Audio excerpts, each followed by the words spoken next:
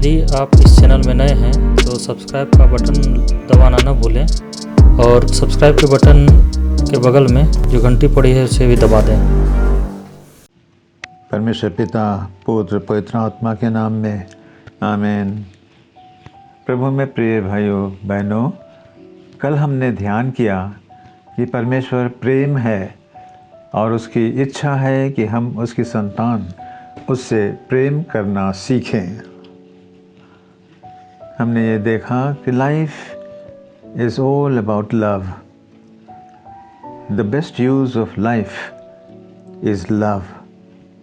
The best expression of love is time and the best time to love is now. आज के लिए हमारा ध्यान का विषय है कलीसिया व मंडली जिससे हम जुड़े हैं। मसीही जीवन अकेले रहने का जीवन नहीं है। अदन की वाटिका में जब सब कुछ ठीक था, परमेश्वर और मनुष्य मित्र की तरह रहा करते थे, तब भी परमेश्वर ने कहा मनुष्य को अकेला रहना अच्छा नहीं है। हम समाज में रहने के लिए बनाए गए हैं। हम सामाजिक प्राणी हैं। मसीह के साथ हमारा संबंध पर्सनल तो है किंतु प्राइवेट नहीं। परमेश्वर के परिवार में हम एक दूसरे से बिलोंग करते हैं। हम एक दूसरे के साथ जुड़े हैं। हम अकेला नहीं रह सकते। रोमी 12:5 में पढ़ते हैं, हम अनेक होते हुए भी मसीह में एक देह हैं और परस्पर हम एक दूसरे के अंग हैं। देह का एक अंग यदि गिरकर कट जाए तो वह अंग निष्क्रिय हो जाता है और मर जाता है। उसी तरह एक मसीही यदि मंडली को त्याग दे तो वह अकेला किसी काम का नहीं, उसकी आत्मिक मृत्यु हो जाती है। चर्च मेंबरशिप मसीही के लिए आवश्यक है।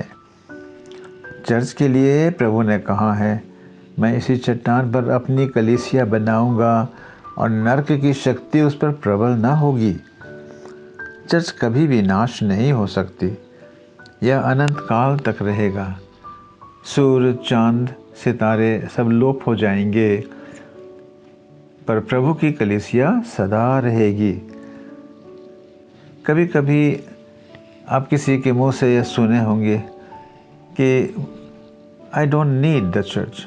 चर्च में जुड़े रहना ज़रूरी नहीं है। इस तरह की बातें लोग सोचते हैं और करते भी हैं।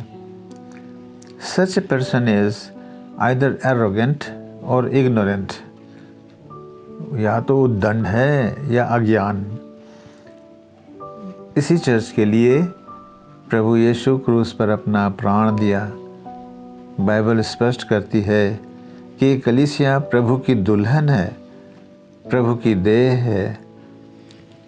यीशु से यह नहीं कह सकते I love you but I dislike your wife, और I accept you but reject your body.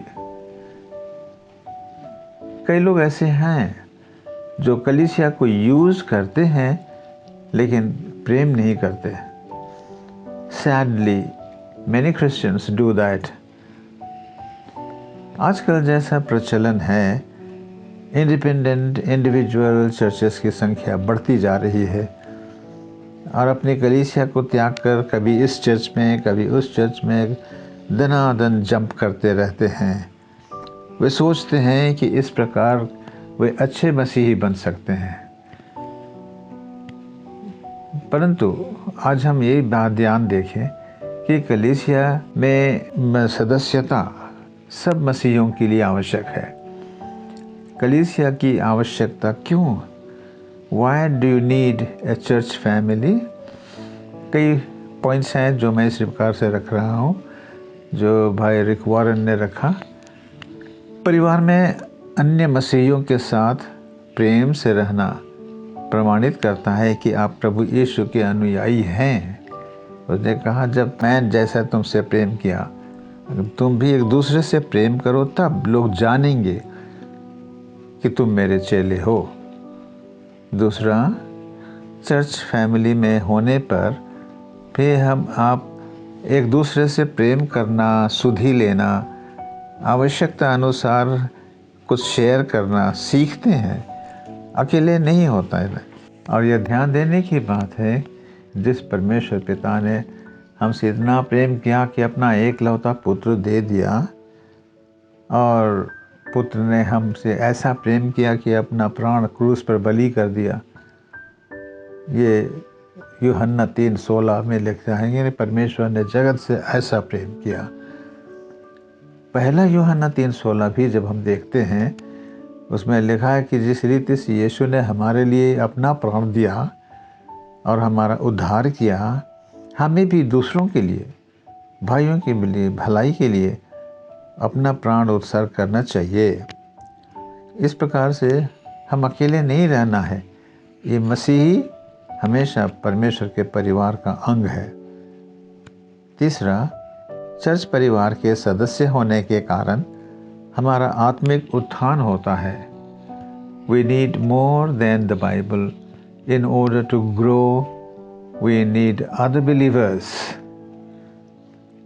4. Body of Christ needs you. प्रभु की कलीसिया को आपकी आवश्यकता है। आध्यात्मिक वरदान जो व्यक्ति को दिया जाता है, वह सबके कल्याण के लिए दिया जाता है, ताकि प्रभु की मंडली सामर्थी बने। पांचवी बात कि कलीसिया में बने रहने पर हमें एक दूसरे का प्रोत्साहन और प्रेम मिलता है। छठी बात, जब यीशु इस पृथ्वी पर थे, परमेश्वर उसकी देह में होकर हमारे उद्धार के कार्य किए। उसने सारे जगत के लोगों के त्राण के लिए प्रचार किया, भले कार्य किए और क्रूस पर अपना बलि दिया। आज कलीसिया उसकी आत्मिक देह है और हम लोग उसके अंग हैं। हम ही उसके मुंह, हाथ, पांव, शरीर हैं, ताकि दुनिया के कोने कोने तक परमेश्वर के राज का प्रसार हो, लोगों को चंगाई मिले और मसीह का ज्ञान प्राप्त हो और सब लोग त्राण पाएं।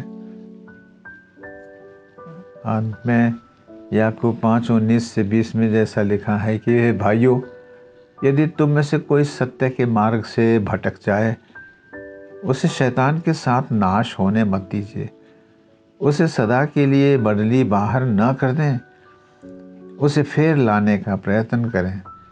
यह जान रखें, जब कोई किसी भटके हुए पापी को फेर लाएगा, वह एक प्राण को मृत्यु से बचाएगा और अनेक पापों पर पर्दा डालेगा। प्रभु हमारी सहायता करे कि हम कलीसिया की आवश्यकता को समझें और कलीसिया में जुड़े रहें, क्योंकि कलीसिया प्रभु की देह है और हम उसके अंग हैं और हम अलग रहकर हम नहीं कुछ कर सकते हैं। प्रभु हमारी सहायता करें। यीशु पिता, पुत्र, पवित्र आत्मा की महिमा अब और सर्वदा होती रहे। आमीन।